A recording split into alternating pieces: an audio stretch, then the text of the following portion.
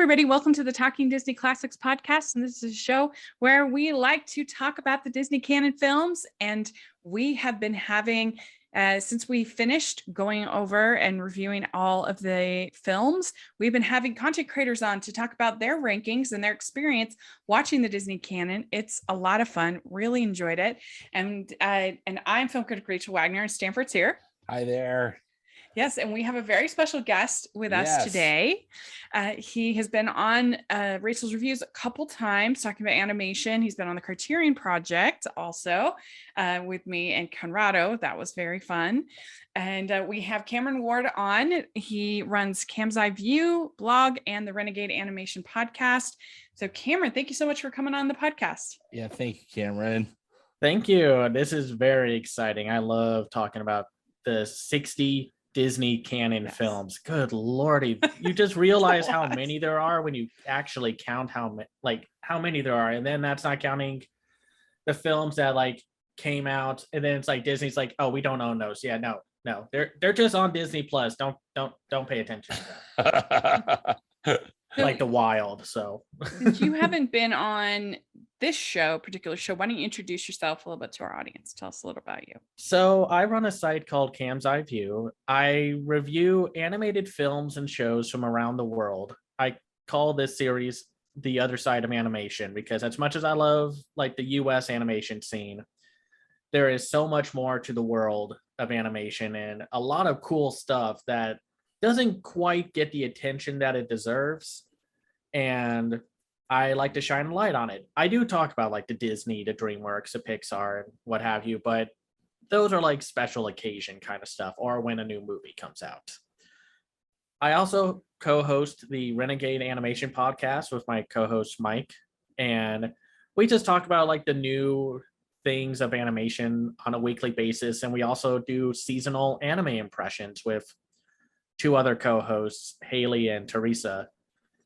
And we like to just talk about whatever's out this week or just or do something special, do a Shrek retrospective or something like that when we can, or do Halloween based episodes and what have you. Just really animation 24/7, 365. That's awesome. I think it's kind of similar to what we do with when we do obscure / indie animation every month.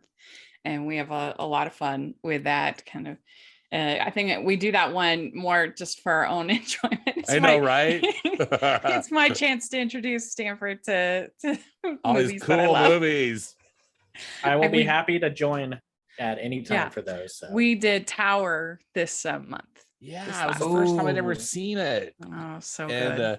Wait, so good. Have you seen it, Cameron? Which one? Is this the documentary or the one? The documentary. Yeah. I have not seen that one yet. It's so good. It's really terrific. I can't wait. I'm still waiting for some kind of release for Princess Dragon. I saw that at Animation First, and it's basically a French Ghibli version of Wolfwalkers. So, hope. Yeah, interesting. You were the one that introduced me to Animation First, and I went last year, and it was the best film festival I've ever been to. Oh, it's so good. It was fantastic. Yeah. Really good. I got to see Luca go to a panel, and I got to see Belle, and Hosada was there, and it was just so well run. Yeah. Very good. Sorry, that's animation is film. Sorry, that's the festival. Oh yeah. That's but yeah, no, I try to get on if they offer a virtual event or something, I go to every animation focused festival that I can. Yeah. So very cool. Well, we're talking off air that you haven't done a straight chronological canon watch, but you have watched and ranked all 60 films, correct? Yes. Well, what do you think is valuable? What do you learn from watching every single film in the canon, however you end up doing it? What do you think is valuable about doing that? Well, if you do a straight chronological watch, it's a good history lesson to see where animation was at the very beginning, and then that weird little awkward spot where the animation strike was happening. So that's when they had all those compilation films and like that. I forgot what it was called, like the Bashful or no, the Reluctant Dragon. And then it's like, okay, we're done with that. So let's go back to what we are doing and then go through that and then hit the area where after Walt Disney died and the 9 old men were essentially left in charge of making the remaining films that they greenlit. And just to see how they adapted without Walt Disney. And then you hit the 80s where new crop of people and then the darkest moment at that point in history. And then the revival in 89. And then they hit that low point again in the 2000s where there's more competition coming out. DreamWorks is there, Pixar is there, Blue Sky was right around the corner. RIP Blue Sky.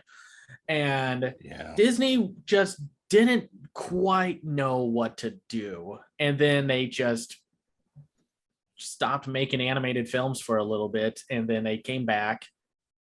And well, now they're back on top of things. Yeah. Were you always a animation fan from the time you were young?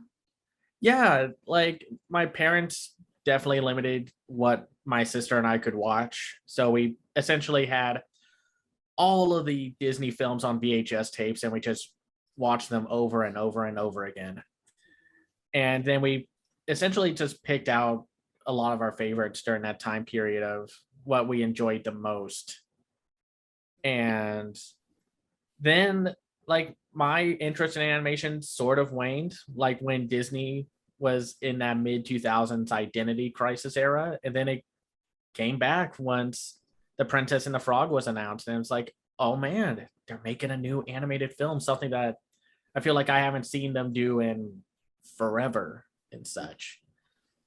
Yeah, Stanford, what about you? Were you always a huge Disney fan, even as a kid? Yeah, absolutely. I don't ever remember a time that I wasn't, so by the time I started remembering things, like age 4 or 5, I was immersed in Disney. And I attribute that to my dear parents. And I'm so grateful for them that they, just through books and music and movies, there was lots of Disney. And yeah. And then I think through that, it's just where my love of animation came from.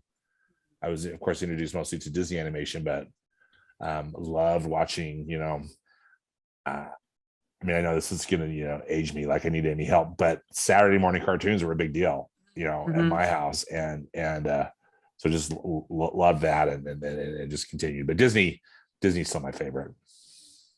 Yeah. We would watch the Disney films. We had the bubble cases, the VHSs. We would watch, and I really enjoyed them. I was like the perfect age for the Renaissance. When The Little Mermaid came out, I was 8. It was like ideal. Perfect. Yeah. Yeah. Just as you said.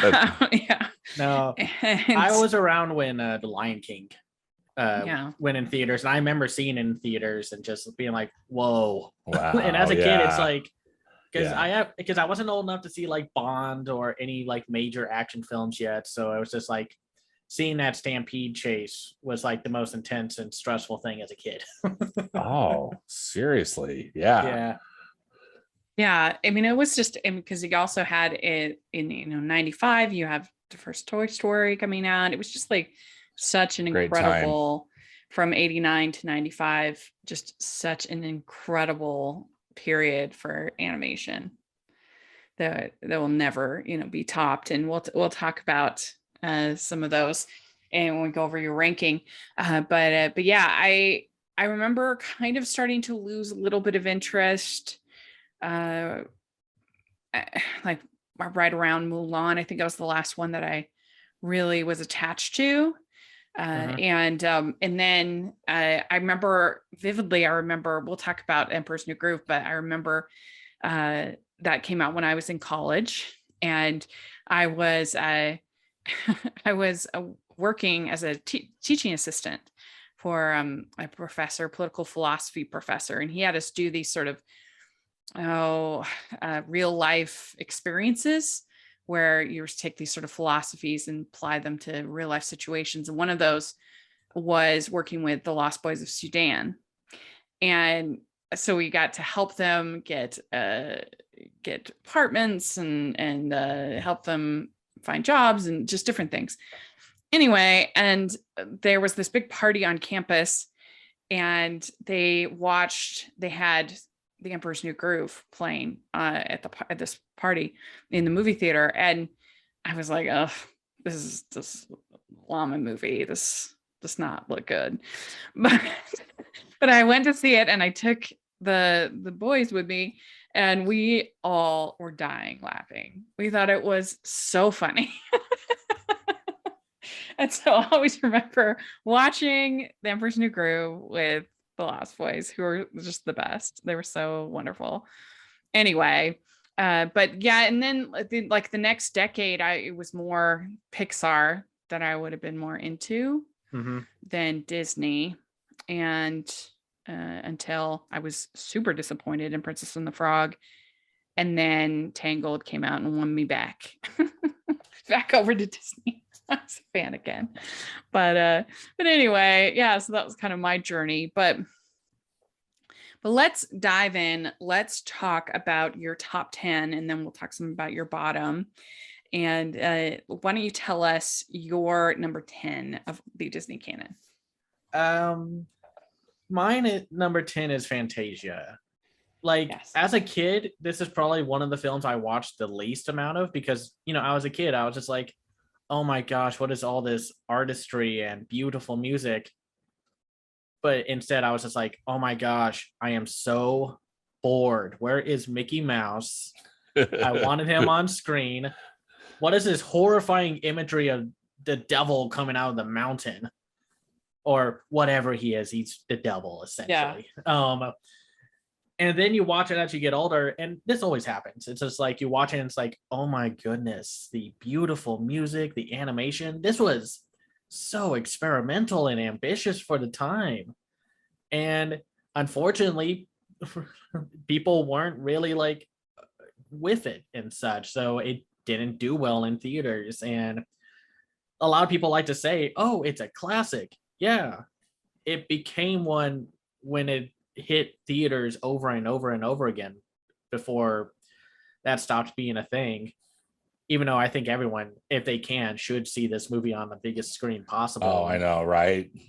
And just that it's just so different for the time being. And you would wonder what happened in history if this film was a success, because it's not like Fantasia is a one and done kind of thing. The whole world of animation has tried to do experimental things, and sometimes they work and sometimes they don't. But sometimes you try to find a film, or you do find a film that tries to be like Fantasia.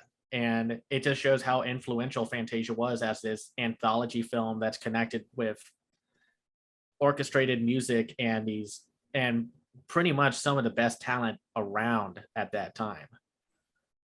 Yeah, when you watch Fantasia, it's just overwhelming of how bold it was to do this, even back then.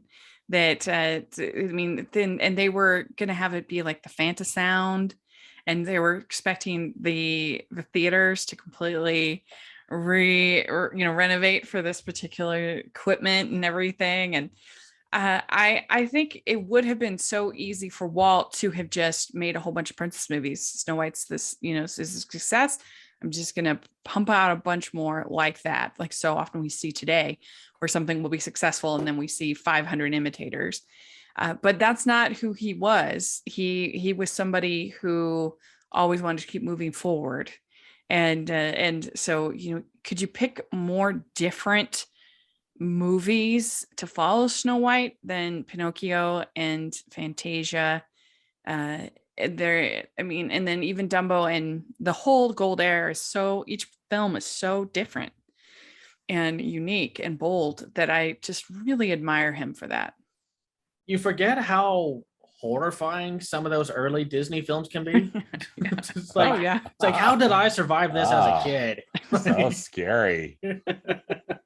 I remember being very proud of myself though about going to the re-release, a reissue of Fantasia. I remember vividly going and being, because it was kind of like going to the symphony, and Yeah. as a kid, and I especially when I was little, I really wanted to be taken seriously from a Right. very, very little age. I didn't like being treated like I was stupid or a child, or I wanted to be treated with respect, and so something like that would have been very appealing to me, of like proving that I was so grown up and everything.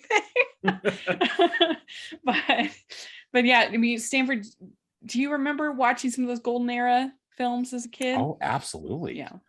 And as the cameras made me scared to death. I mean, particularly, each one of them has scary or sad parts to them. Yeah. Snow White,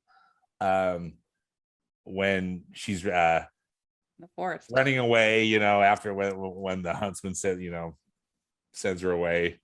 That's so scary. Pinocchio, Monster of the Whales just scared the crap out of me. When the donkeys, I mean. Oh, and then when the donkeys, Oh, yeah. that's just. I'm like, how are they going to do that in this live action? Like, yeah, well, that's going to be horrible. that's going to be horrible. That's going to be way scarier than this. And what's even scarier about the original Pinocchio is the whole fact that you never see those kids again. Yeah. Oh yeah. And no there's no happy punishment ending of for any those kind. kids. No. Bad people sometimes get away with horrific things. So Oh. They need a lot of donkeys for those salt mines. What do you mean I have to learn this as a kid? And Nine on Bald Mountains absolutely horrified me, as a kid in Fantasia. And I gotta tell you, I remember being, as a kid, I can't remember how old I was the first time I saw Dumbo, but I was so sad during that baby mine scene. It was just so tragic, I mean, a different kind of sad than some of these other films. Oh yeah. Well, then, that's of course, that's one of those like try not to cry challenges. It's like, right. And it's just like, no, I'm an adult. I don't. Oh my god. I know, it's so sad. And of course, Bambi's mother getting shot is that's like the rite of passage, or at least it was, as far as having to deal with something really hard on the movie screen. Yeah. So many deaths in Bambi, you forget how many there actually are, and just how adult it gets, or just like how dark it gets, how like the animals are like afraid, and then it's just like one goes out flying and then you hear a gunshot off screen. It's like, oh, ugh. Yeah, exactly. Yeah, man, it's in the forest. But yeah, Fantasia, just fantastic. It's one of those things that if you want to get an animation, watch this one. So yeah. Well, so what do you have for your number 9? I have Sleeping Beauty. This is one of my mom's personal favorite films. Mm-hmm. And I remember I watched this one a lot because this one had like fantasy and like this guy fighting a dragon and such. And there were like, this film has an interesting history. It was like one of the most ambitious films that Disney ever did. And then it bombed in theaters. And then I think one of the 9 old men took the blame or the fall for it failing, but I might be mixing that up with another it took film. 9 years to make, I think. Yeah, it took a while because the animation for this one is just gorgeous. Mm-hmm. Probably still stunning. Like even with like more high definition 2D animation now, it's this whole like fantasy art style like inspiration is so distinct and unique looking. And then of course there are the 3 fairy godmothers who are the best characters of the movie. I mean, outside of Maleficent and such, because you spend a lot more time with the fairy godmothers, maybe to the detriment of the princess and the prince. But it's hard because the princess is asleep for a lot of the movie, so it's like she literally couldn't be in those parts. But I do love her song. I think that is beautiful. Briar Yeah. Rose's song. And I do, and this movie can also be like wickedly funny when it needs to be. Yeah. I still get a huge kick out of one of the fairy godmothers saying like, "Okay, fold 2 eggs into the dough." Yeah. And it's like, no, doesn't crack them open, just folds them into the dough. You hear that. Or like when she makes the cake and then tries to prop it up with the broom and the candles start sliding down and she's having to constantly put them back on. And then of course the iconic, make it pink, make it blue, make it green. Yeah, are you team blue or pink? I like blue. I know that's like I'm a guy, so of course I like blue. I'm team blue. I mean, pink is great and all, but then of course we have probably Disney's most like intimidating and scary villain with Maleficent, just how she arrives in the castle. And then, I mean, yes, you could joke about how petty her plan is. It's just like, oh, you didn't invite me to a party? Well, I'm going to put a curse on your daughter. Yeah, I love that about it. And that whole scene with her and Philip, when she's like, so much for true love.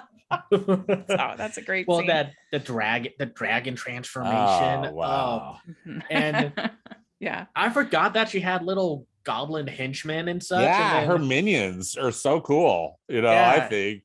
And I also, and while the prince isn't the most interesting character, I do like the scene where he's running through the forest on his horse, and he's like, I'll give you extra carrots. And then he falls off. The horse goes like, oh, whoops. Yeah. And then it goes back. No carrots. I like Philip. I like Philip. No, but yeah, he's one of the better ones. Yeah.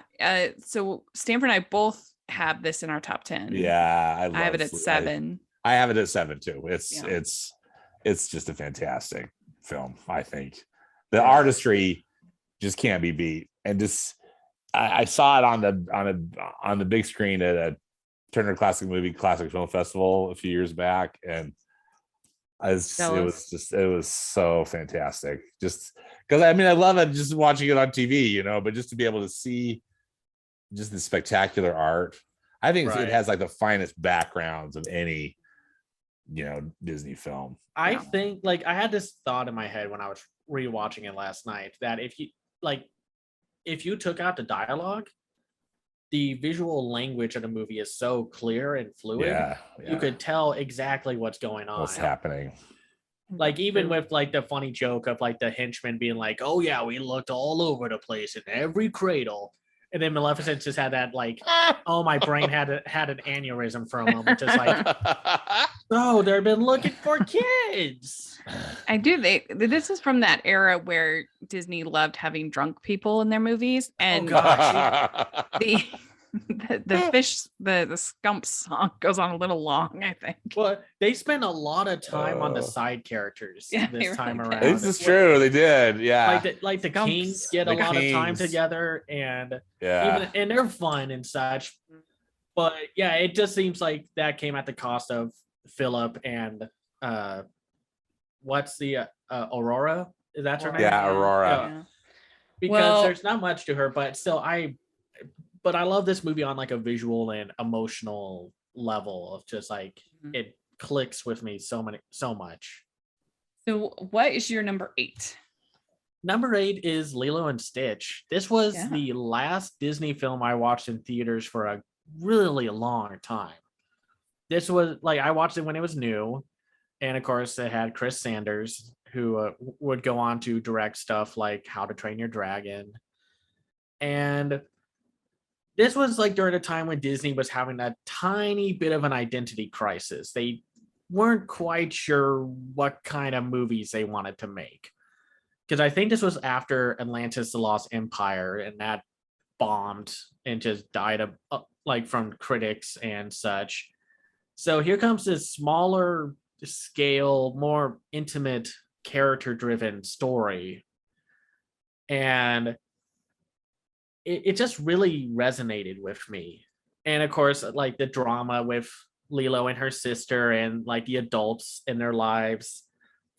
Like it was very nuanced for a Disney film for back then. And it was really impressive to see them do that. not to say that there weren't any funny moments. There are like so many hilarious moments. I still quote one of the aliens going, "Educate yourself," or every time like Lilo puts Stitch's hand on a record and then opens the mouth and the Elvis music comes out, and it's a very just genuinely sweet movie, and one that I kind of wish Disney like jumped off of during that time period, because I think if they had more films like Lilo and Stitch, they wouldn't have had to shut down their animation studio a few years later. Well, and I love the whole theme of Ohana means family. That's really, that one's a tearjerker, man. Oh, so good. I even like that Oh, go ahead, please. Sorry. No, it's okay. I even like the agent who's just like, he's not happy about like doing his job with the situation between Lilo and her sister. Like you could tell there's like regret, like remote, like he's not like fully there for it. He's not a villain. No. Yeah. I really admire the watercolor backgrounds that were used in Lilo and Stitch. You know, watercolor backgrounds, the last time that Disney had used them was in Bambi. And I think they're really effective in setting just the mood, the mood of the film there in Hawaii, and even in the outer space, they look cool. I think the watercolor backgrounds. Yeah. So what is your number 7? My number 7 is The Lion King. I saw it in theaters. It's one of those films I watched so many times as a kid, just so many times. I'm shocked that my sister and I didn't wear out the VHS tape for it. And yeah, I mean, like maybe it's a little typical to have The Lion King in your top 10. I was like the right age when it came out. And I like the story. Yes, it is Hamlet with animals, but just the grand scale of the visuals and the music, just be prepared. Who doesn't find themselves singing that song every other time? Or just the message of the past can hurt, and you can either run from it or learn from it. Yeah. Is so good, which is why I was so mad when the live action remake took out that lesson. I was just like, no, you took out the entire point of the movie. Yeah. I know, I was mad at that too. And I just love when he calls out to his dad, "You promised you'd always be there," and that he has to be willing to forgive his father, and that the Hakuna Matata is actually not true. That is not the way to live your life. And I love it. I mean, the only I guess flaw I would have with Lion King is I just don't love how they do Can You Feel the Love Tonight, with the whole I can tell what's happening, but they don't have a clue. Right. I don't love that. I wish they had kept it more serious and not make a joke out of it. It's one of those films that I felt like had a more cohesive way of handling its side characters and its main characters. It seems like it gave everyone pretty much a good amount of screen time. I still love when Scar and what's the bird's name? Bazoo. Bazoo is when Bazoo's behind a literal rib cage, and he does that part where he's like, "It's a small world after all." Scar's like, "No, anything but that." Anything got but a that. lovely bunch of coconuts. I like Scar. I know he kind of loses interest personality wise, as the film goes on, but maybe it was just oh gee willikers, I wonder who the villain is. But Jeremy Irons does such a good job as the character. I know, it's so good. He's still so threatening, and just the fact that he's like, okay, yeah, the kid's going away, kill him, and it's whoa, okay. As a kid, that's traumatizing. It's just oh, an adult is willing to let a kid die. Yeesh. What's your Sanford? What's your favorite parts of The Lion King? There's so much I like about The Lion King. I think my favorite part is when Mufasa appears to Simba, up in the stars again. Just as you're saying, Rachel, that part where, so good. And then really the opening sequence I could just watch on repeat. The Circle of Life, I think, is so stunning, and I just get goosebumps every time I see it. I love it. I love it so much. Did you go to the Lion King panel at the last D23 where they had the lady who sang that? No, I don't. Oh, I did. so You good. told me how good it was. Yeah. I don't think I did. My Rachel. heart, it was Shame so on me. I bet it was amazing. Yeah.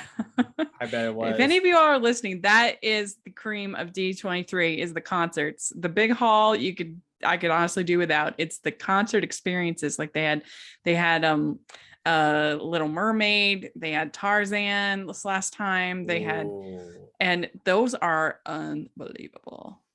I went to the Tarzan one and it was so good. And those are the ones you can usually get into, no problem, because they're in the stadium. Yeah. And which is like bigger than or at least it feels bigger than the big hall. Right. Anyway. No, what's also interesting in a historical context with the Lion King is that it was the B project. Yeah, I know. Is that something? Everybody wanted to work on Pocahontas.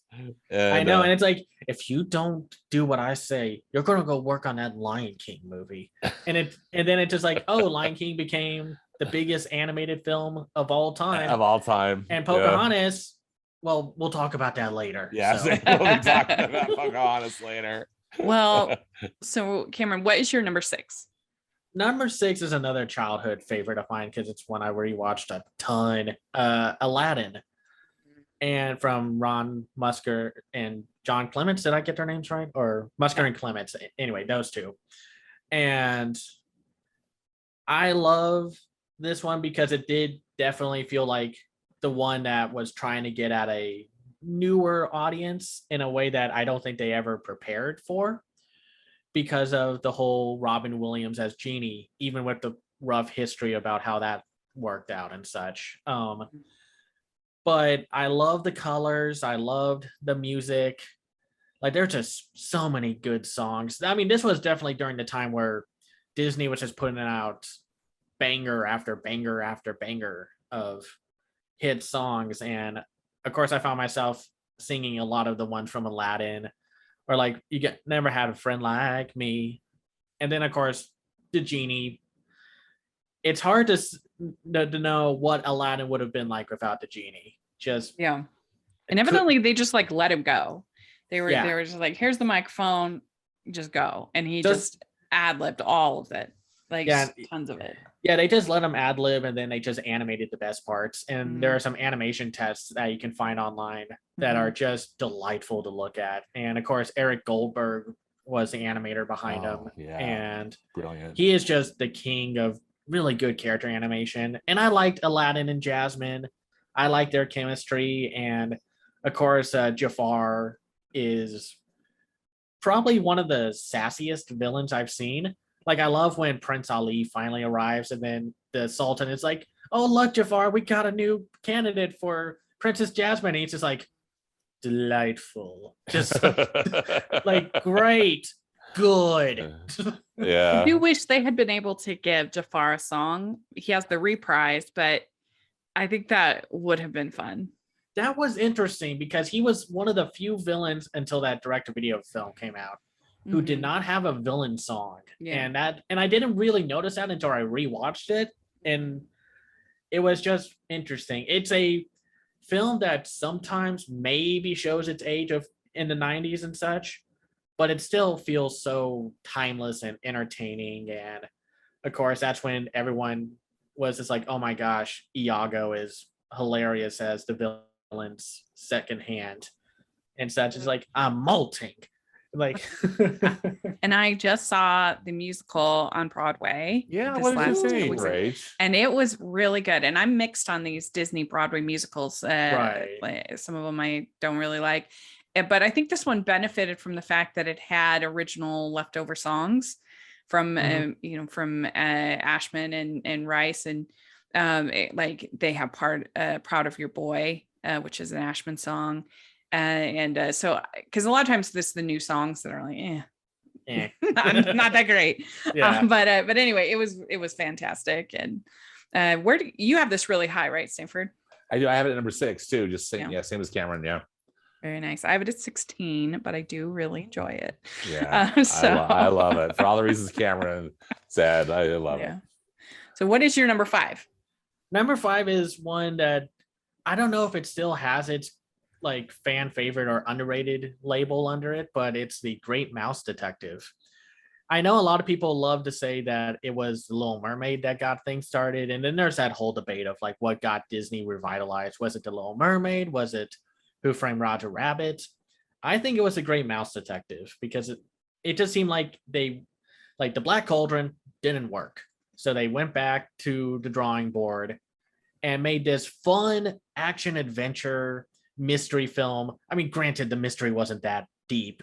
Who was the villain? Oh, it's the one villain that they mention and then no one else. But anyway, I loved it. Was just very different for the time. No prince and princesses or anything.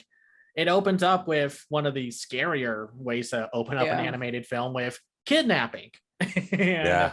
And I remember being like, I was terrified of that scene as a kid. And then Basil was a very different lead character from what I was watching at the time. Very smart. He was confident, a little too cocky for his own good.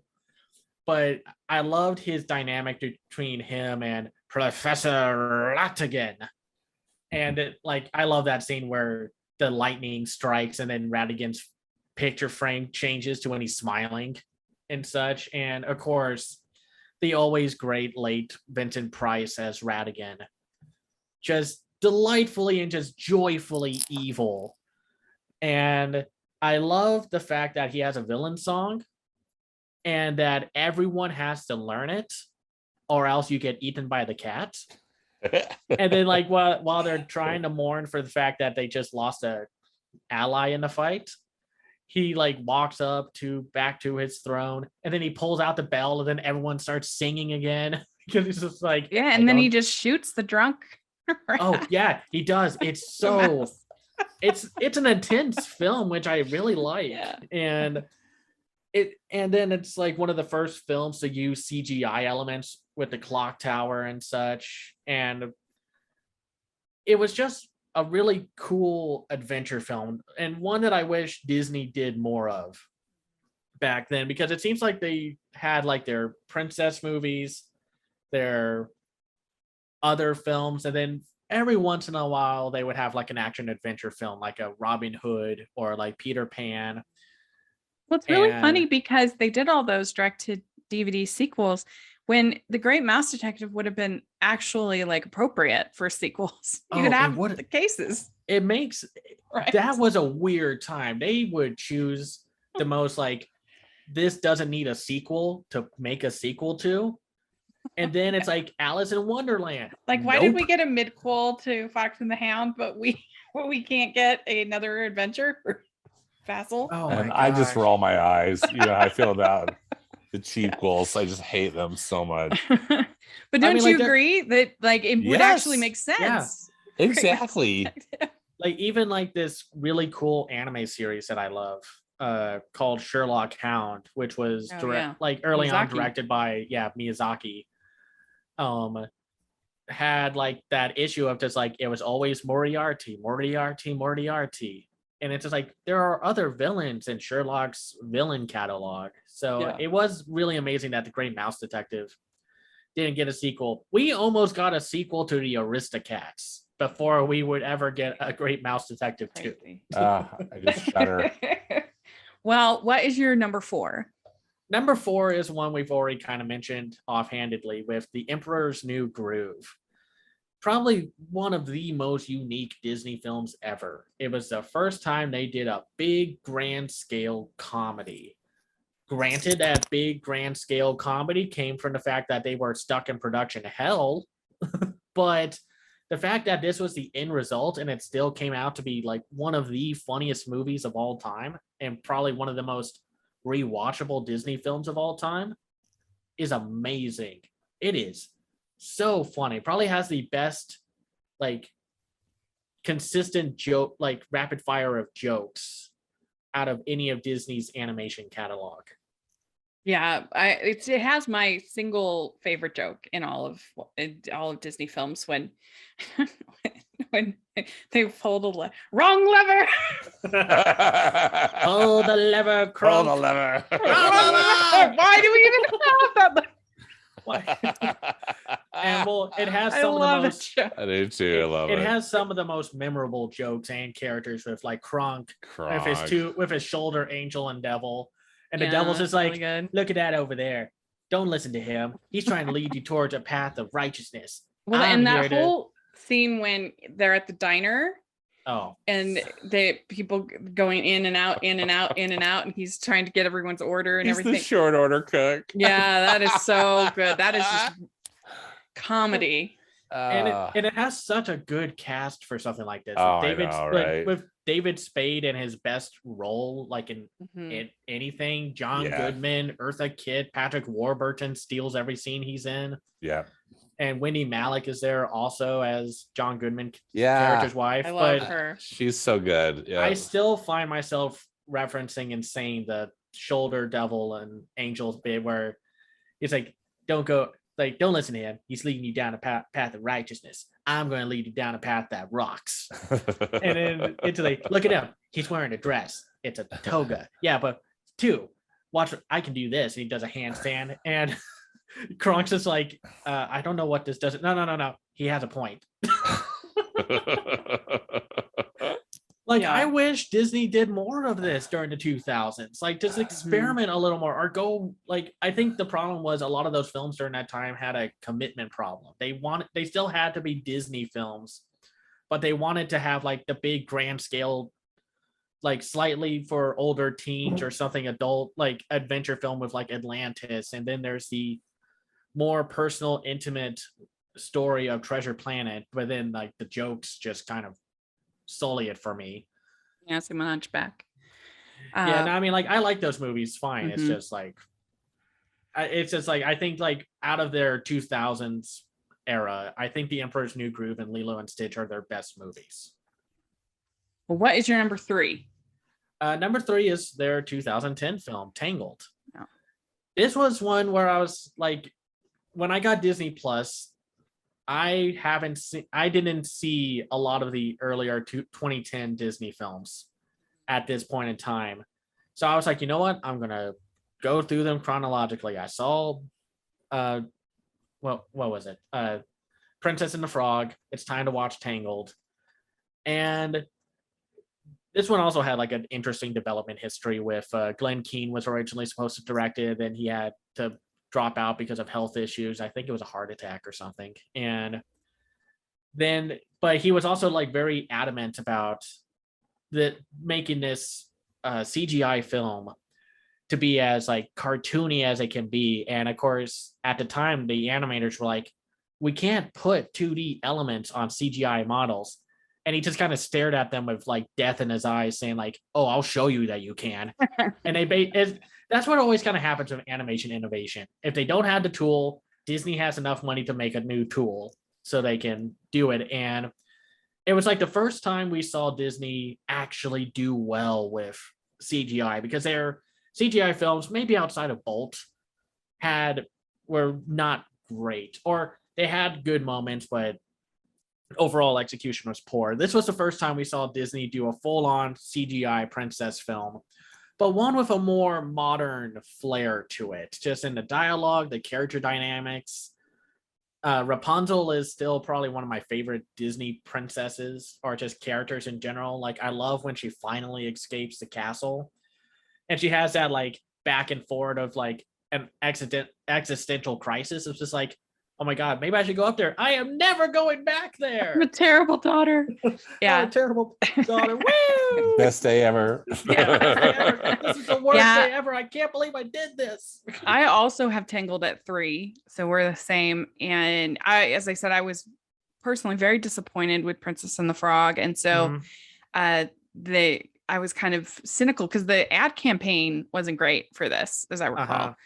And so I was like, oh, but I took my younger siblings And I just loved it so much. And I've said for a long time that I feel like Tangled is their first true romantic comedy because because Flynn is basically a co-lead.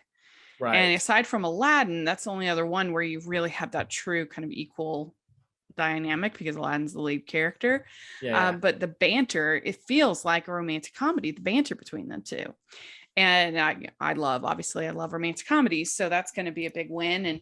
And it's just so charming. And I love Lady Gothel. She's so hilarious and great and despicable. And I miss real villains. It's the last one that we've gotten from Disney was Mother Gothel. And I don't know. So I absolutely agree with you. I love it. It's a very dark movie once you kind of pull off the curtain.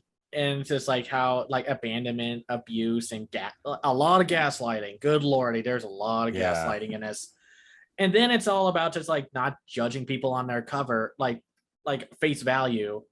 And you got that especially with the whole sequence of them going into the bar and all the bandits are there. And then they have that great sequence. It's like, don't you ever have a dream? And it looks like they're about to get gutted. And then the hook hand thug, who's voiced by Brad Garrett, it's like, I had a dream. And that's I don't love like that your dream. I love that whole sequence. That's a great sequence, yeah. And it's just like even by now, like was it like 12 years ago now? Good Lord, 12 years ago now. By now, when this film was released, it still looks amazing. And I think that's because they made a very stylish CGI look to the characters. Not that like the other films look bad compared to this one, but there's just something that this film was able to capture that some of the other ones haven't yet, or they have now, but still like. Amber, you have this pretty high as well. Yeah, it's in my top 10. I love Tangled. And just like Cameron was saying, I just feel like finally it's the film that Disney figured out how to use CGI, make a Disney fairy tale, and it was just great. For all the reasons that you've talked about. Yeah. Shout out to the best horse in Disney animation, and just in animation in general. Just so much personality put into him. And I've always kind of heard that horses are just a pain to animate. So I'm sure it's like, okay, if we're going to animate a horse, we're not going to make him a real horse. This guy's going to be like the most silly horse that we can think of. It's such a great character. Yeah. Yeah. And I'm with you with the timeless look. It really does look good, doesn't it? Still, it's beautiful. It's just a beautiful film. Yeah. And like the scene with the lanterns. Oh, stunning. Or like when the king is mourning the fact that they still haven't seen their daughter in forever, and then the mom comes up, puts his hand on his face, and just the great little bit of visual storytelling. Just you get all of that, and it's such detailed animation. I'll never forgive the Academy for not nominating it. This wasn't nominated? No. It was when they only had 3 slots, and they gave it to the Illusionist and I can't remember. Toy Story 3. Yes. Yeah, this was 2010. And so How to Train Your Dragon. Boo. I mean, I love all those movies. It's just I'm so shocked that Tangled got. Yeah, Tangled deserved at least a nomination. Yeah. But what is your number 2? This one might be more recency bias because it's like I just love this one still. Encanto. Yeah.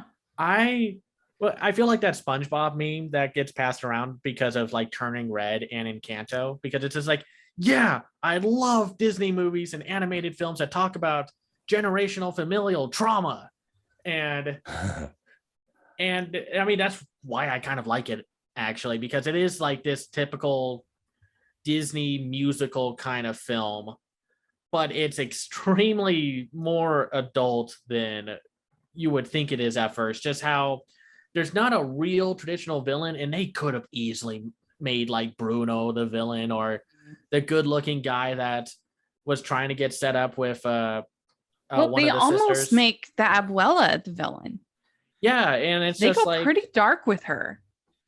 Yeah, no, and that's like the reason why this film works and why it resonates with so many people is because of how the story is executed and how the grandmother thinks like you are defined by your talent, and if you have no talent, then you are worthless. And it's just like, well, thanks, Grandma. Jeez.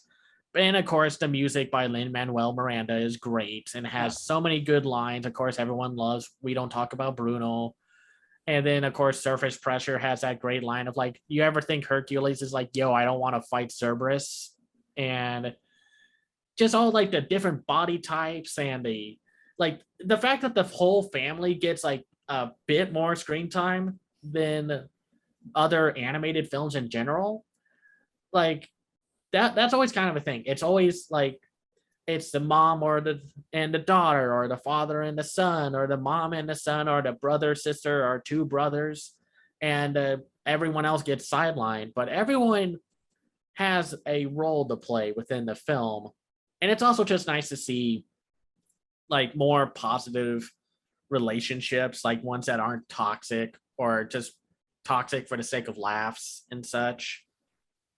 It's just such a complex film, and it's also just gorgeous. Of course, Disney is throwing the money in to make sure that these films look amazing, and it's just a really, really good film that's maybe bogged down by a few execution bits in the story, but otherwise, like, I will always cry or swell up when I see that scene where Mirabelle sees the makeshift dinner plate on the table for Bruno, and Bruno's just like, that I might be flawed, but they're my only family and I love them. And it's just like, John Leguizamo, are you like giving your best career performance right now? Yeah, because it sounds like you are.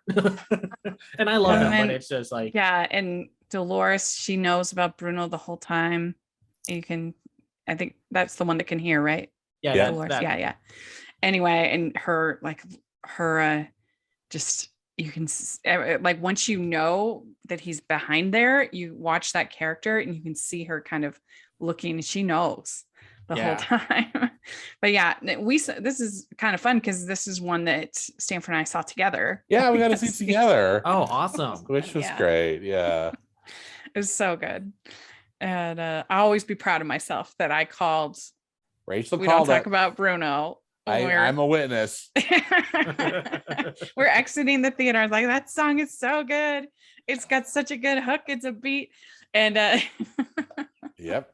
No, I downloaded the soundtrack right after I left the theater. I was like, okay, getting that soundtrack on my phone. So good. Yeah, and I was pretty pumped because I had seen the first 15 minutes at Animation's Film. Oh, so that must have been so cool. It was so cool. Yeah, so cool. No, I remember when I went in 2019, I saw the first 15 minutes of Klaus, and it was great. Oh wow, man. Cool. Yeah. That's so cool. Yeah, I love that movie. Well, it's kind of fun because your number one is the same as Stanford and my number one. It's a group party. It is. What? Is it Home on a Range? No, my number one is Beauty and the Beast. Yeah. And even though I just love stuff like Tangled and Encanto, Beauty and the Beast to me is like, when I think about a Disney animated film, it's Beauty and the Beast. It's just like what I think about with characters and the villains and the music and the atmosphere, the animation.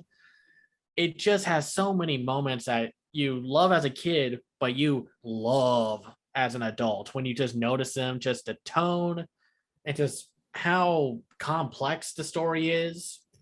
And it just makes it all the more maddening that live action remake made $1 billion. And it's just like, just watch the original movie. It's the best Disney film of all time.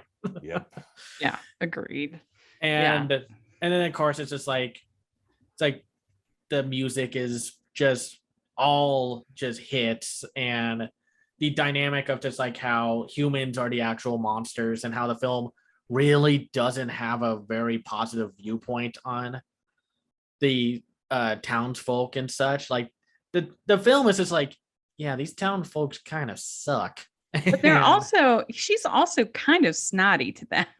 Yeah. I mean, yeah, granted, I get the it. poor provincial town. But I also do love like the scene with Gaston. It's just like, oh yeah. It's like, what do you mean you read? And he just opens the book sideways and such. Like, start getting ideas, thinking. Yeah. That's why I was like, when they were thinking of doing a whole series on Gaston, a prequel, I'm like, what on earth? Why would anybody want to watch a series about a man who thinks that women shouldn't read and have ideas? Yeah. Oh, that was such a bad idea. Such a misguided thing. I'm so glad it got canceled. I hope it's canceled forever. Yeah. No, Yeah. I mean, like, I liked Josh Gad as LeFou, but it's like that. Nothing beats Beauty and the Beast. It's the one Disney film that I will always cherish the most out of any other film, and I just love it. And then like I said, the music is so good. I love Be Our Guest, Be Our Guest. And then of course the amazing ballroom sequence is still one of the best moments in any movie. So well, we are running out of time, but Sorry. it's not your fault. It's great. Let's just do your bottom 5. Okay. For this. So why don't you tell us your 56 in the ranking? All right. So you want me to start at 56? Yes. Okay. 56 is Brother Bear. Yeah. It's because this one kind of hits me in a weird, kind of annoyed way. It has an amazing opening sequence, and then you have to trudge through so much of Disney's nonsense in the middle, and then the ending is really good. And I can understand it. Like, I agree with people that it's like the beginning and the end make up for the kind of flimsy, bloated middle part of the film, but I just didn't like the characters that much. I didn't like the little bear cub, and the music by Phil Collins, while amazing in Tarzan, just wasn't as good here, because the only song I ever remember is that one's like, da na na, now I'm on my way. But it also felt more intrusive than what people say about Tarzan's music from him. And the animation is great. I just didn't like a majority of the story. Arguments from me. I have it at the same I have it at the same place, Cameron. I have it at 56. I have it at 57. I hate this movie so much. I just hate it. Yeah. And it's a shame, because I remember reading that like Joaquin Phoenix was super excited to be in a Disney movie, and then it turns out to be this one. And it's like, oh, I know, right? Yeah. So what is your 57? The Rescuers. Yeah. This was, of course, during Disney's quote unquote dark age. And I just can't remember a more boring film during that 70s time period. Like, even the Aristocats is at number 54 for me, because I at least remember more of the Aristocats than the Rescuers. And the movie just looks so cheap. Like, even without the amazing animation that's still done by, I think, like Milt Kahl is still like there and he animated the villain of the film. But there was so much rehashing of the animation from the set, like from previous films, like way more than usual. And also, you can see a white border around all of the characters. Oh yeah, you can. It looks really cheap. So Stanford, you should be. We found somebody who likes The Rescuers less than me, because I have it at 54. See, and I love The Rescuers. I'm like the only person probably, right, that loves. It's in my top 10. Like, I like the main characters fine, and the villains are fine, but if I'd rank them pretty low in like iconic Disney villains. And I remember this film went through so much production trouble that it's just like, so it feels kind of hodgepodge together at points. There's a lot of parts that feel kind of 101 Dalmatians light. Oh, and it does. Because the thing about 101 Dalmatians is they use Cruella just enough to be effective. Because really the puppies are with Jasper and Horace for most of the movie, not with Cruella. And here, just Medusa is so much. It's just, I'm so weary of her by the end. And she's so mean to Penny, and Penny is so... Like, she's written as like what people Treacle. think of with Disney kids, like Yeah. Disney kid characters, just the worst kind, just a little too cute. Even though I'm always like, oh, there's no reason to be too adorable. Okay, now there is. But Stanford loves it. He loves this movie. You know, it's not so much that I can even argue with you. You know, it's I feel bad that we're No, always... Oh, you're fine. I'm so sorry. One of these days we're gonna have someone on who loves Who in loves the it. rankings. I can't necessarily, I can't argue with you. It's just, it's a sentimental favorite, and I think that for me, the emotion and the animation all work for me, but I understand that it's not, doesn't work for everybody. All right, well, Cameron, what is your number 58? Oh, the number 58 is fun and fancy free. I do not like the connecting plot thread of the two shorts. This weird, unusual man with all these creepy ventriloquist dolls, and then it's like the shorts themselves. I mean, outside of the Jack and the Beanstalk one, you could have just released the Jack and the Beanstalk one on its own. Yeah. And like, I don't know why this film exists. It's so Say it with boring. a slap. Like, what? Oh yeah. Yeah. If you love somebody, say it with a slap. It's like, no, that's a terrible lesson. What on earth are you talking about? I think it's the worst Disney song. Oh, it is. That and the Guy Like You. Oh yeah. Oh yeah, absolutely. Those are the two worst Disney songs. So And bad. it's like, even the Jack and the Beanstalk one isn't the best. Like Mickey, Donald, and Goofy short. The only thing that makes it memorable is the giant. And well, also I do love Donald losing it. Oh hardcore. Yeah, so dark. Yeah, that's good. But yeah, and the thing that surprised me is that Edgar Bergen is not even a good ventriloquist. Like I'd heard about Charlie McCarthy, I'd heard about, and you can totally see his mouth moving the whole time. And well, it's just like the fact that I thought he was good. The fact there are little kids there with him just makes me think of that one Ren and Stimpy line where it's just the walrus is going like, "Call the police." Yeah.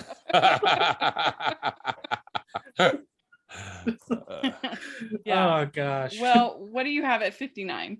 59 might not be a big shock, but it's Home on the Range. Yeah, it's my 60. It's my 58.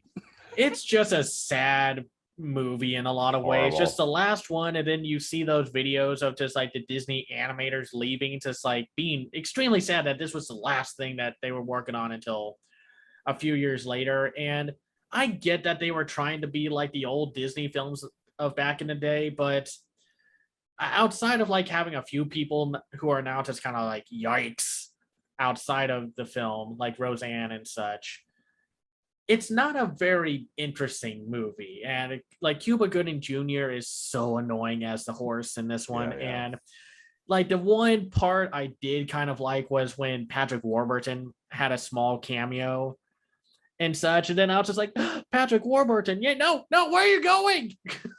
Yeah. I mean, you know, it's bad when it starts out with they're real.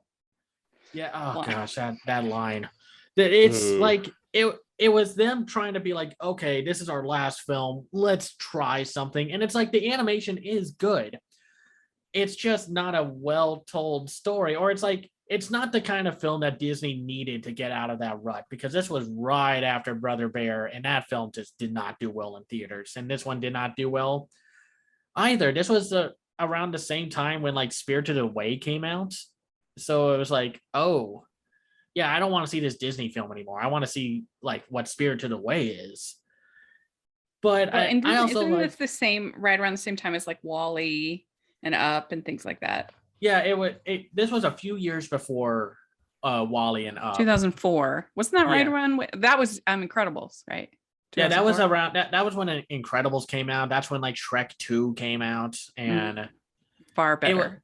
yeah, just far better movies. And even though I love Jennifer Tilly as one of the cows who can't quite accept the fact that she's a bad singer, and that she's the only one who can not hear, like she's not tied, or she resists the yodeling.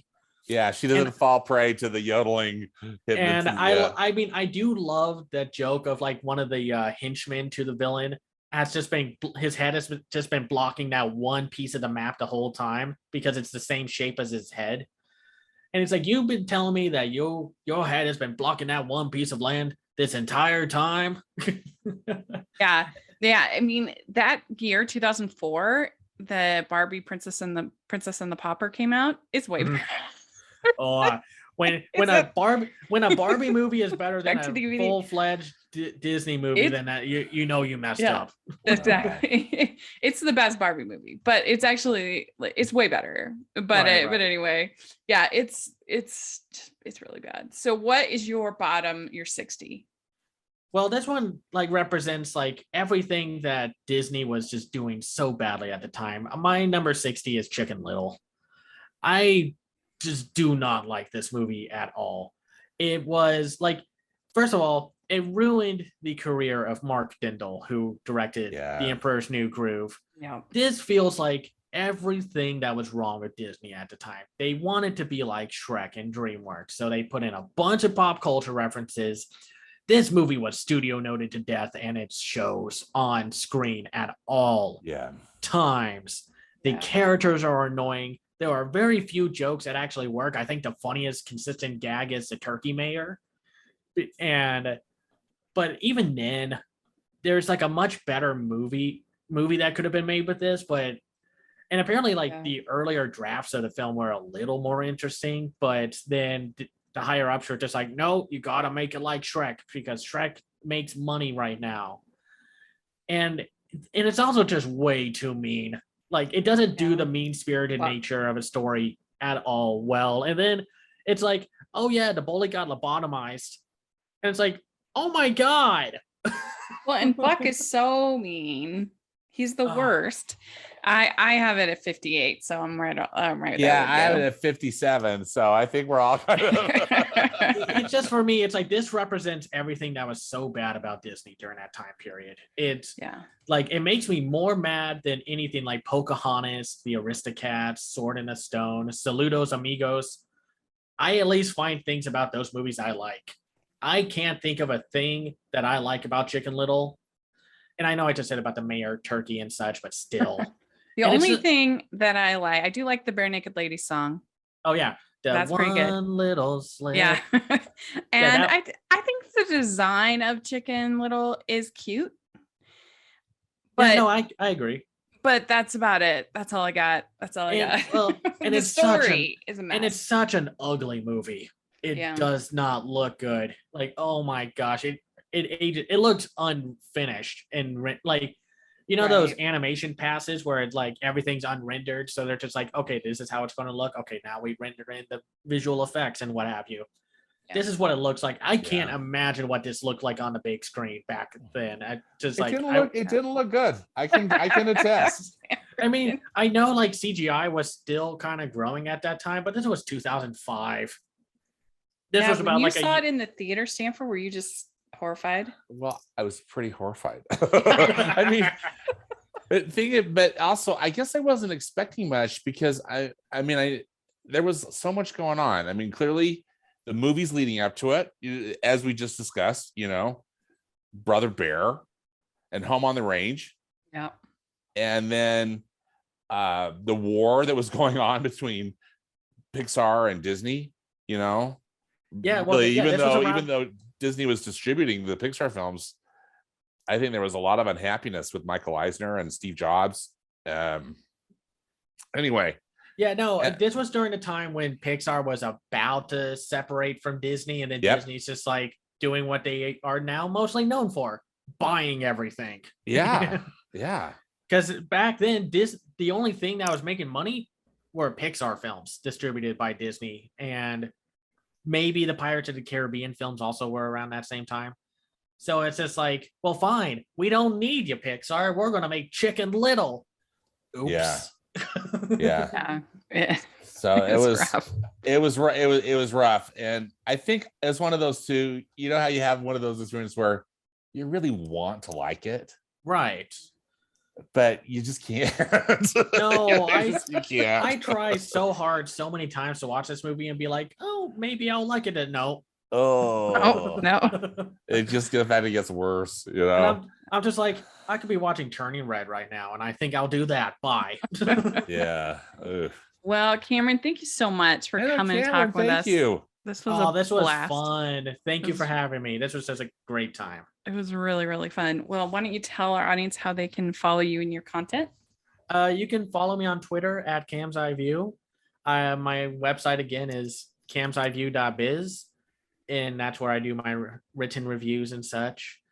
And I co-host the Renegade animation podcast on renegadepopculture.com.